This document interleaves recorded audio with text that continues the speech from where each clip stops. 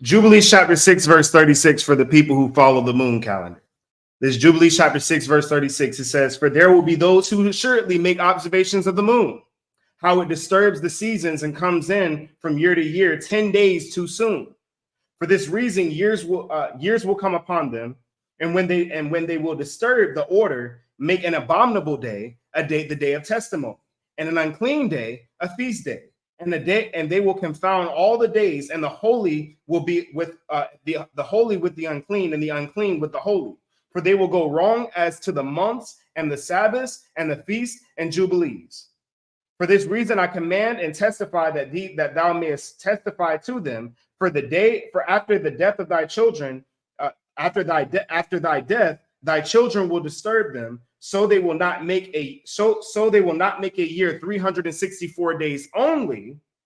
For this reason, they will go wrong as to the new months, the seasons, the Sabbaths, and the festivals, and they will eat all kinds of blood and with all kinds of flesh." It is people that are observing the year according to the moon that are jacking everything up in the first place.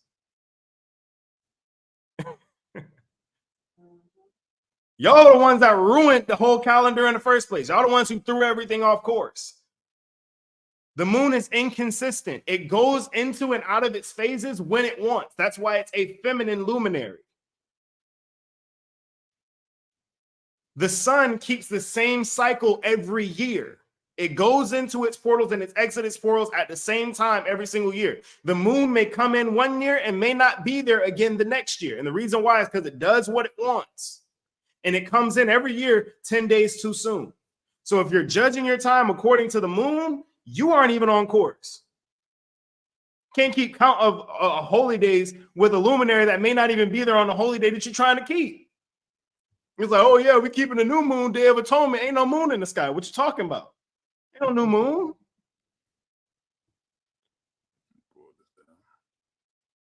It says, for there will be those who assuredly make observations of the moon, how it disturbs the seasons and comes in from year to year 10 days too soon. It's 364 days. The moon cycle, if you follow the complete moon cycle, when it enters and it exits, it only comes in 354 days. 10 days too soon. Right? And then that's when you got to be like, oh, well, we need 2 leap weeks and we need 3 leap years in order to make up for the missing conjunctural. You're just confused. Do things according to the Most High never said in Leviticus chapter 23 to watch the moon for when the Passover comes.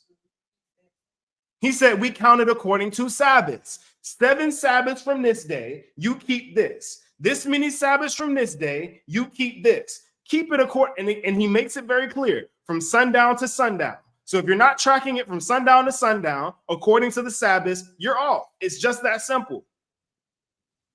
That's how everything got all jumbled up now. People talking about we're going to follow the phase of the moon.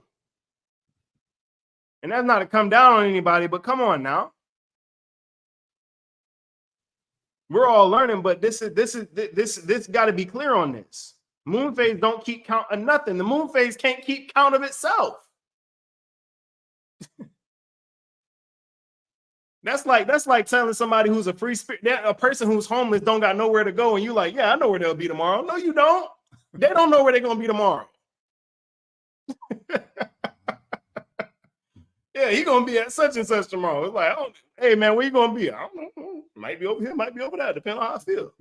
That's the moon. The moon's like, listen, I'll go where I feel like it, when I feel like it. But one thing that you can count on the moon to do is come in 10 days too soon. That's the only thing you can count on the moon to do. It's 354 days. Right? So now that that's clear. But if you're keeping the holy days according to the moon, go do it the way the scriptures tell you to do it. Count it according to the Sabbath.